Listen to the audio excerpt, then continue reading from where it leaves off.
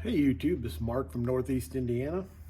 And this is not what I planned on having to work on today. This is my pancake compressor. And I have been out of the shop for some time. Actually, haven't been really in the shop since Thanksgiving. I got sick Friday after Thanksgiving and haven't done much. Now, this compressor is just a 6-gallon compressor, and it's not built for what I put it through. But what I've got is that it's building about 50 psi, and then it just runs. It just doesn't. It won't get any higher than that. It's 175 psi. I run it up to about 90 to 100 generally, and for whatever reason, turned it on today and it just wants to run up to 50, builds pressure, turns it off. So I'm going to tear into it. I think, I've drained the tank. It really wasn't that bad. So might be something in the inlet. So I have to see if I can see something. Take you along for the ride.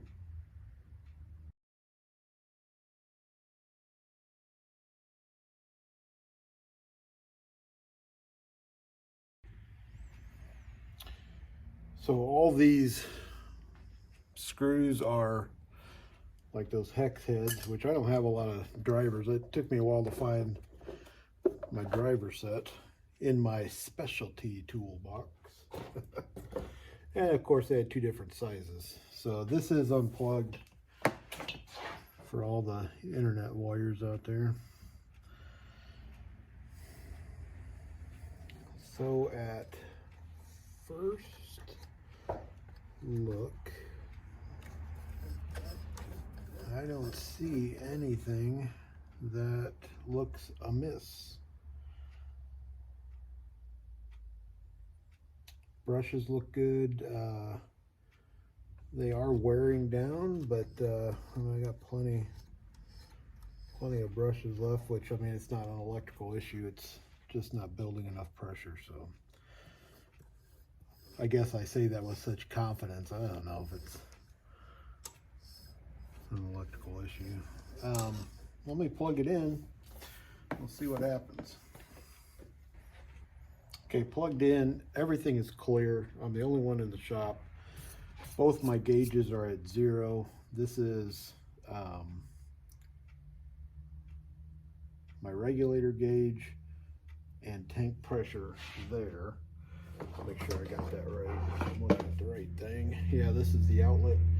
That's my tank pressure. So let me turn it on.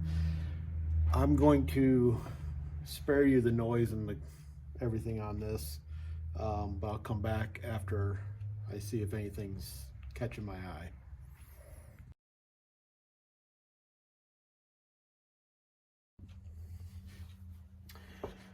So a couple of things that I failed to mention right off the bat. Normally, so like I said, I'm really abusing this thing. I use it for my air tools.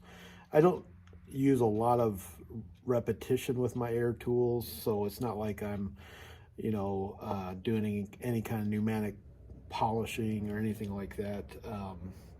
But it cycles a bit, and I've got I had hoses run.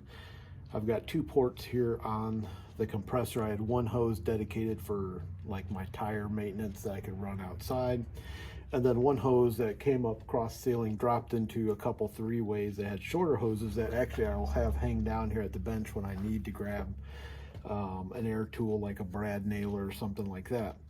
So the first thing I did was unplug these ports and listened for any kind of air leak, because that's what it's acting like, right? Like it's building pressure to a point and then it just continually runs as if you would have an air leak. So by eliminating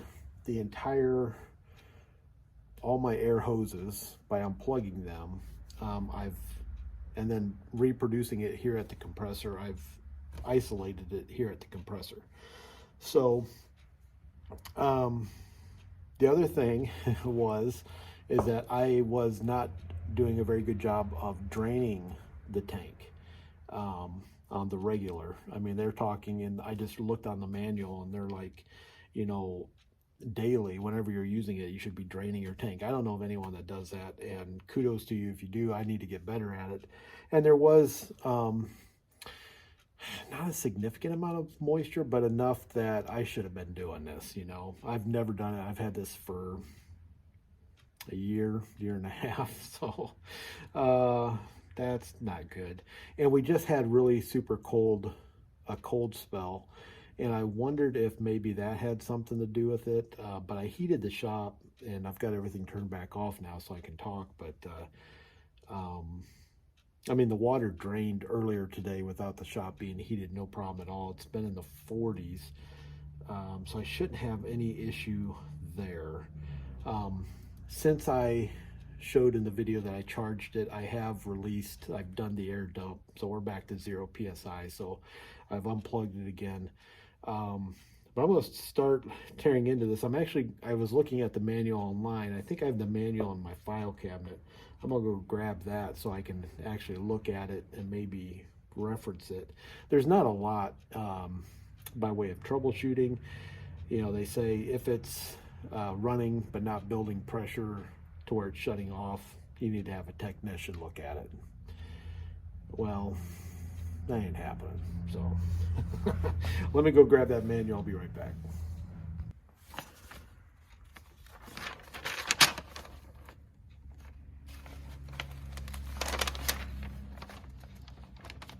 So if the compressor is not building enough air pressure, the check valve needs service. Compressor is not large enough for the job, well, I know that. Loose fittings, eliminated that. Hose or hose connections, eliminated that. High altitude, I live in Indiana, so I'm going to say it's probably the check valve. The only valve, well, there's a couple valves on here. 27.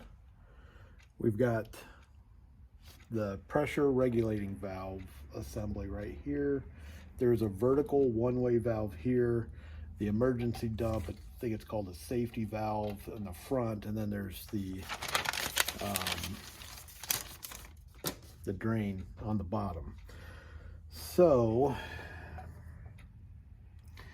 what is the easiest?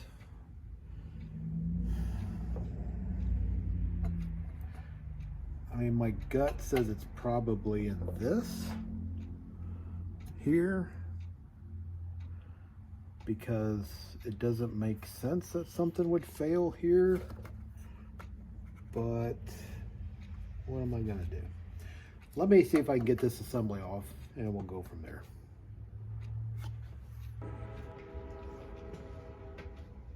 So this is the nut that I got to break loose. That should allow me to pull this off. Again, no pressure in the tank. I'm sure I've got people out there right now who have already diagnosed this and know how to fix it. This is how I learn. I have no clue as to how these things work, basically. So, let's see what we can do. I'm probably going to be right in your way, but...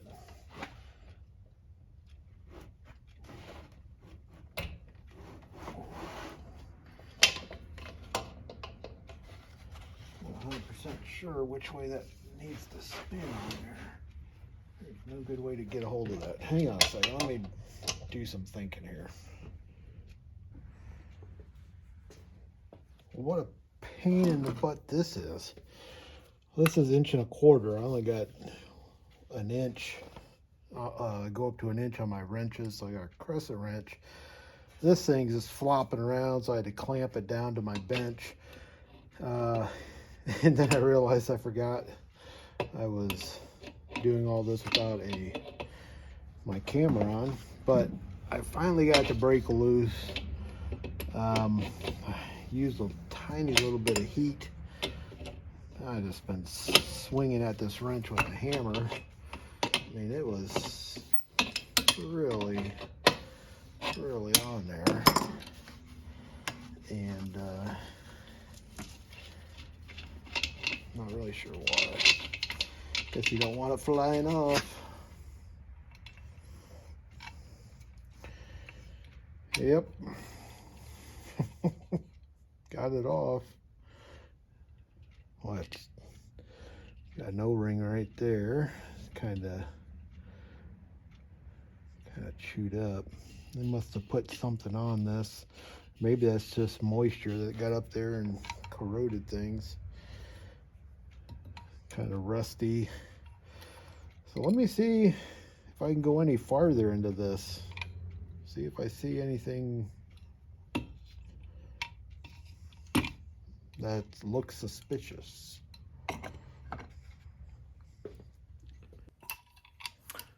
So I thought I would pop the gauges out, just take a look at them, but they have got, there's no way I'm going to be able to show you. They have got some kind of, it almost looks like a green.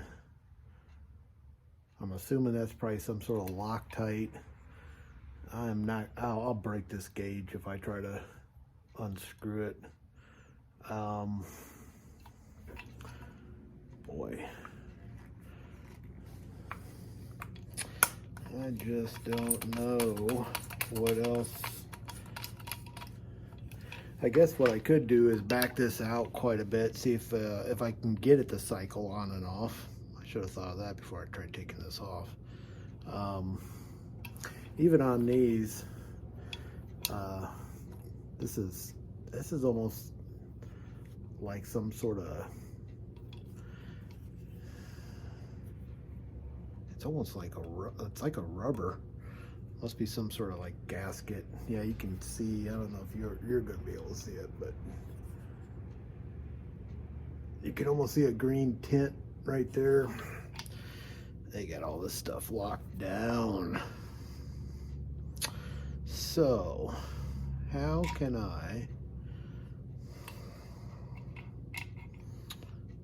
I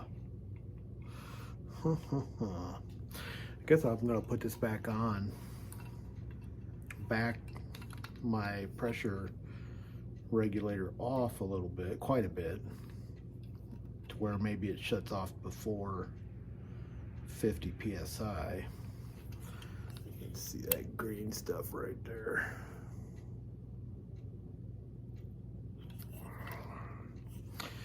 I'm not going to be able to take this apart, and I don't think I'm going to find anything if I do. Maybe that's what I'll do. Put it back on now that I got it off, and see if adjusting, if this affects this, if it's working at a lower pressure. And if that is the case,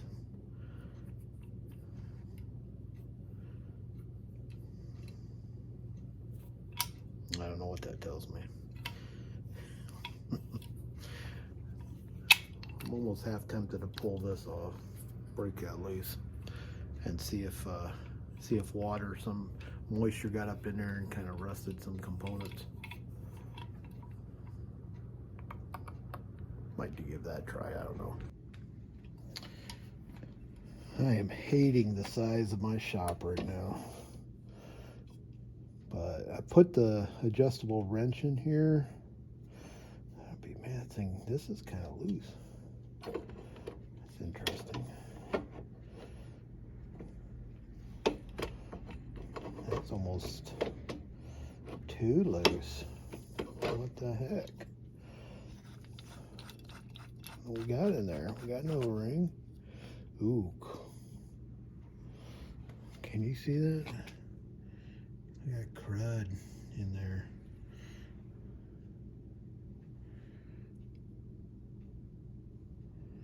Maybe this needs, maybe everything just needs a good cleaning out. Look at all that. That's all like rust deposits. Guess I should have been draining that tank. So I cleaned this out with brake clean. I don't know if I'm supposed to use it or not, but so basically what happens is, as I'm looking at this assembly right now, as you adjust this knob for a greater pressure, it drives this valve out with this stem, which in turn interacts with this, I don't even know what you call it. There's like a little seat in there, probably keeping that open, I'm assuming, until pressure equalizes on the other side. And this was kind of stuck, but it moves freely. It's not supposed to always stay up tight against this knob, I don't think. I think the air pressure pushes that, and that's what causes the movement. But at least I've cleaned this off, took some very fine emery cloth and cleaned that off. I'm just gonna put it back together, put it back on there, and see if maybe getting some of that junk out of there and cleaning this out, maybe something was causing it to hang up. Let me get it assembled again. Okay, just about got that torque to spec. Clickaroo. Yeah, I have no idea. Let me get this plugged back in and we'll see if I changed anything. I'll let you know.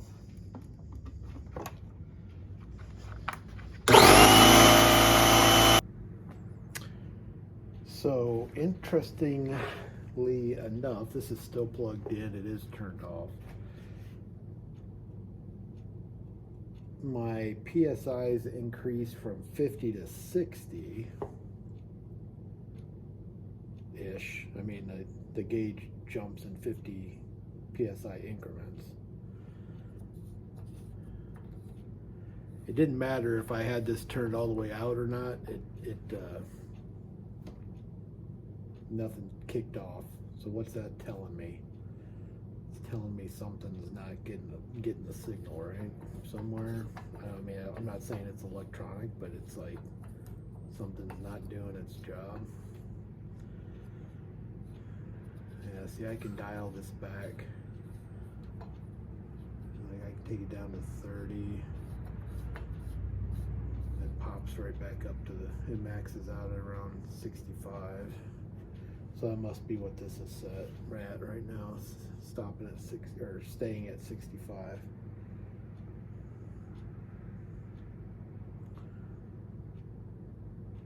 So it's basically doing the same thing. Whatever I did allowed something to improve slightly. So probably not the problem. Maybe I will take that off. I'll drain this again and see where we go from there. I'm sure somebody's typing away furiously right now, like, I've said 6 times. This is what the problem is. Let's see. That ought to spin, I think. See if I can pop this loose. I don't want to screw this up. Is that gonna spin on there?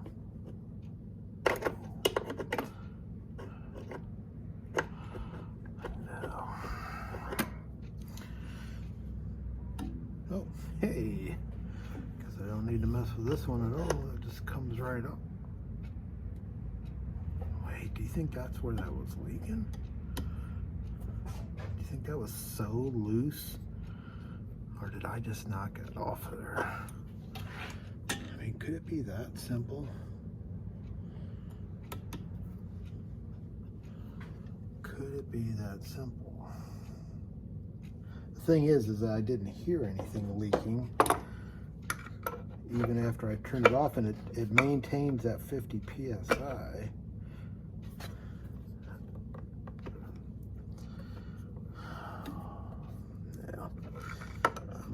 Into it now, right? Oh, shoot. I ain't gonna let me spin past that without taking that off.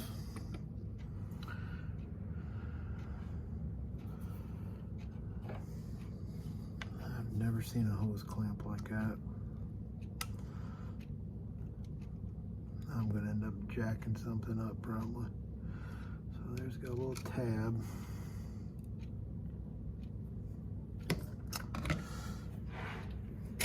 Well, let's see, a little tab. Good way to end up with a screwdriver and a finger, isn't it?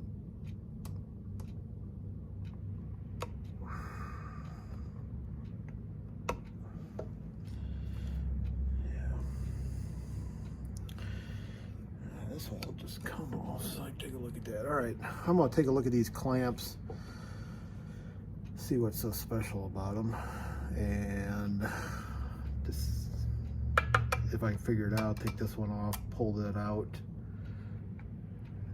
Definitely some gunk down here, so maybe that's something I need to look into. So on this valve, this vertical valve, it looks like they just cake some sort of, what's that stuff called, RTV or XYZ. Just, it's all brittle, and trying to take care not to knock anything down in the tank. But gosh, what a mess.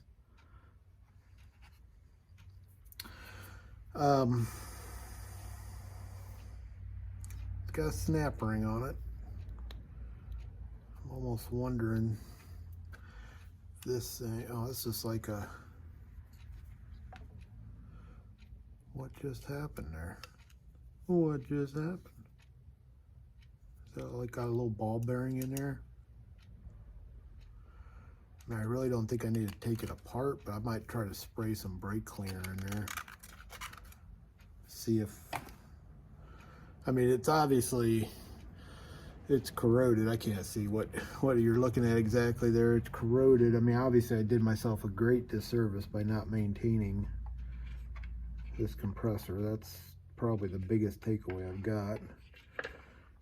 I mean, in all fairness,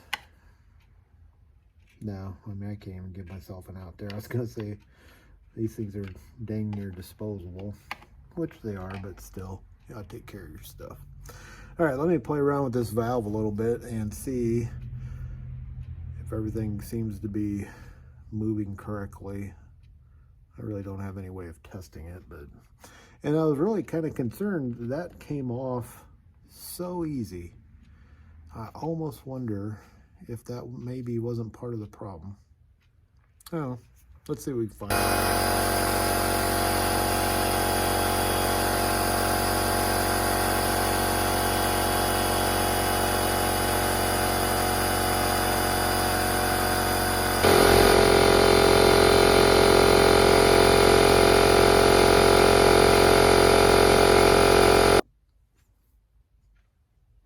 Okay. Several clips. I wish I would not have gone into a time-lapse mode, because I didn't want you just to sit there and watch a gauge slowly creep up. Obviously, it's something to do with that vertical valve. I've got 150 PSI in my tank right now. So as I was allowing the compressor to charge, I switched over to time-lapse, and I'm off to see if I can get this to slow down. I don't have any editing software or anything like that, but that hose popped off. So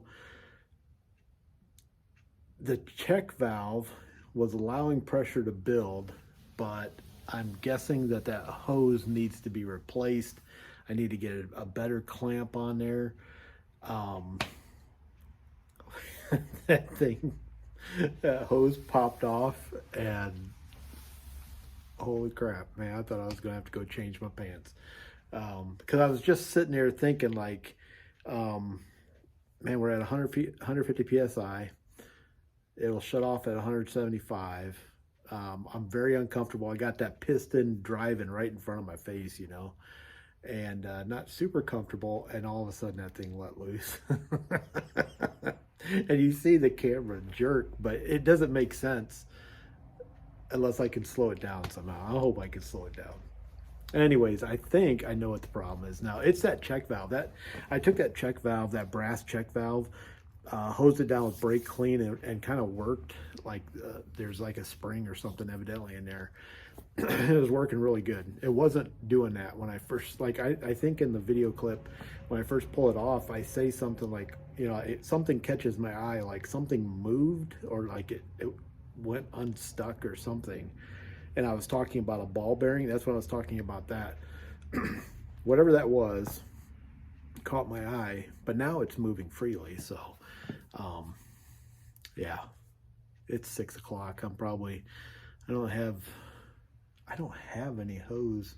I know I don't have any hose clamps, and I'm kicking myself because Harbor Freight's got those little boxes of hose clamps, and I always look at them and I never buy them because I'm like, who would ever use a hose clamp that small? Well, perfect scenario. I mean, I probably could run over to Harbor Freight yet, pick that up, get this thing done. I'll have to see. Man, I have like the adrenaline dump going on. That thing let loose right in my face. Anyways, I think I got it figured out, and I think we're going to be good to go. So let me see what I'm going to do next. I'm either after this clip, you're either going to see me continue to work on it yet tonight, and get it repaired and be done, or it'll be tomorrow, Sunday, and I'll have it all up and running and put back together. Watch your hose.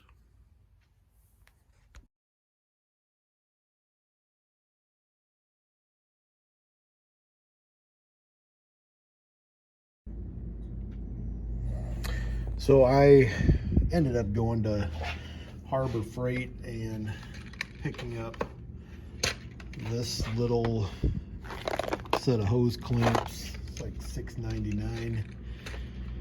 So if I can explain what happened. So, you know, remember I said this hose slipped off here. Now this tape's on here. This is not even very good electrical tape. I just put this tape on here because this threaded sleeve is frayed out really bad here. I don't want to get it caught up in the piston. But these clamps are a style that I've just seen today with this, and now Harbor Freight actually has these, but they don't have the tool to crimp them. The problem with these is that they seem like they're fairly secure, but you can't adjust them, and you really can't reuse them. And they didn't have the tool for it anyway, so I just went with the old standby here, and I think it'll be all right. But yeah, I slipped off here. This check valve's still working, obviously. We're at 145 psi. I mean, it's come down just a hair, which is not bad for what this is. But yeah, I'm just gonna end up putting this back on here, tighten this hose clamp, and we should be good to go. Problem solved. Yeah, this came off, and it surprised me pretty good. Let me get this put back together, and I think we got a project solved. Okay, you got the clamp on, got it plugged in.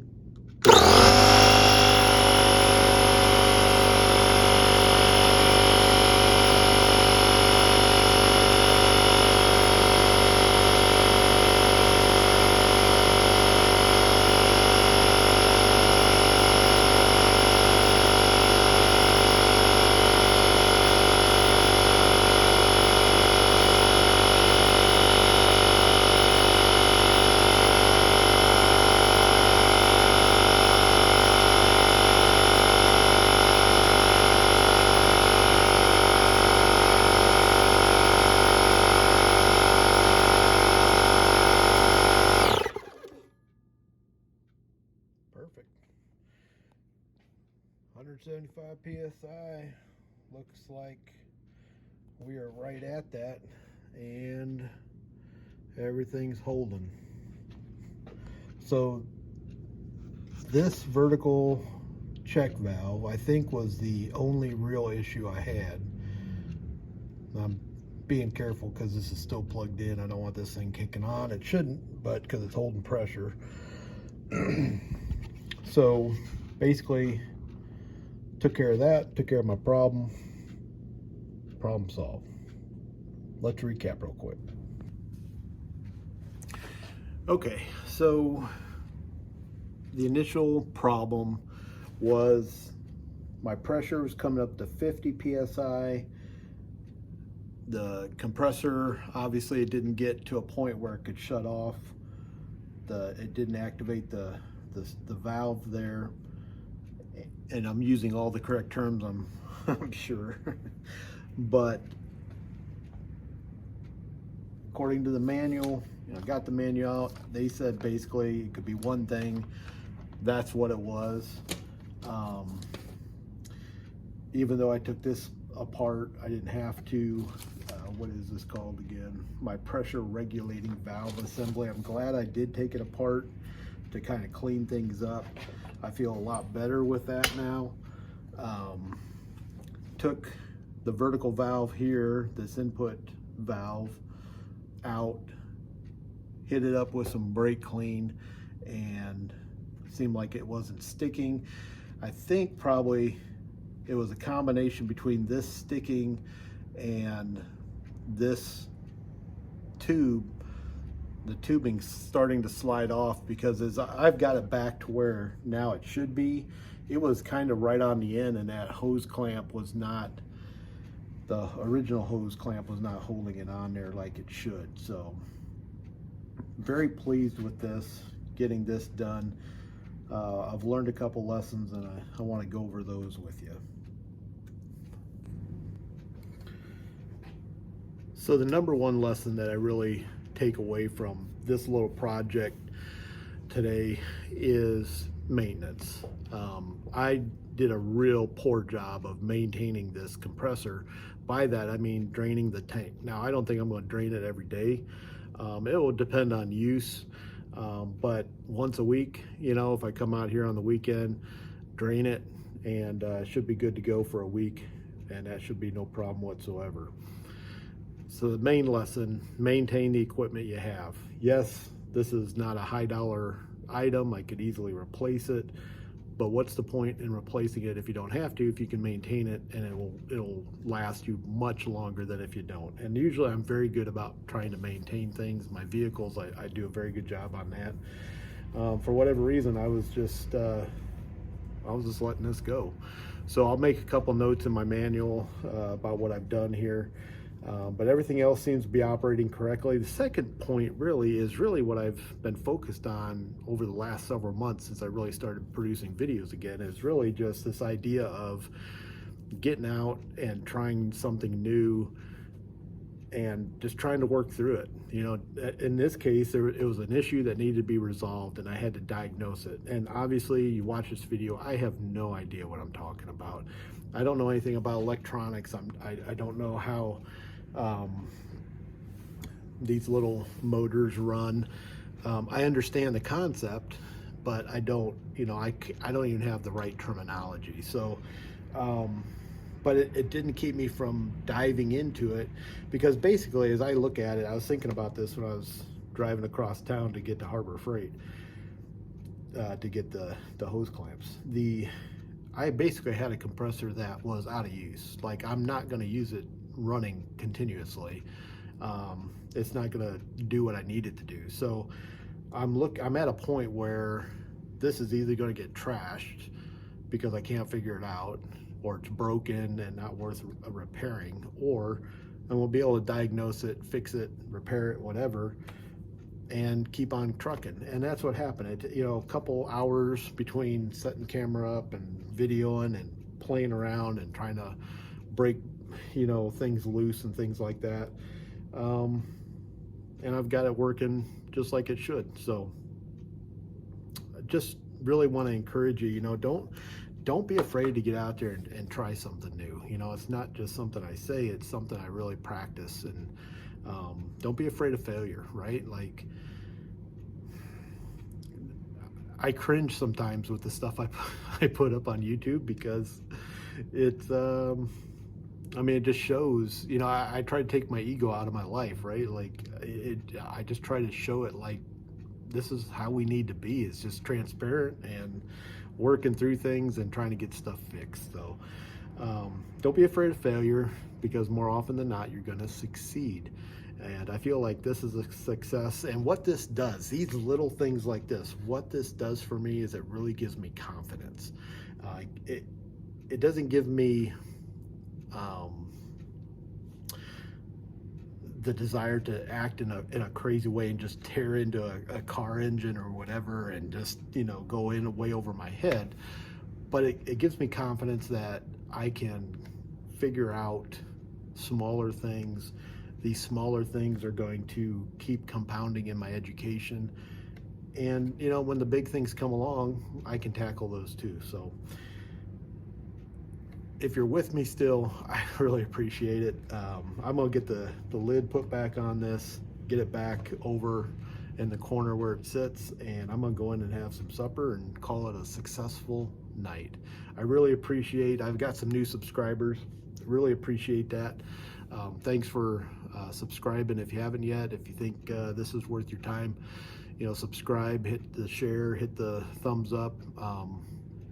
I guess that's what everybody says. I don't monetize my channel, so I have really nothing to gain from any of this, but nothing else for my family. If you're ever watching this, I hope you see that your dad, your granddad, whatever I am to you, your uncle, wasn't afraid of failure, wasn't afraid to give it a good old college try. So, all right, that's all there is for this one. I hope I can get that clip slowed down. That'll be fun. If I do, obviously you'll know it already by now. Scared the bejesus out of me. So we'll see you on the next one. Mark from Northeast Indiana. Until next time, out here in the Tundra shop, y'all take care.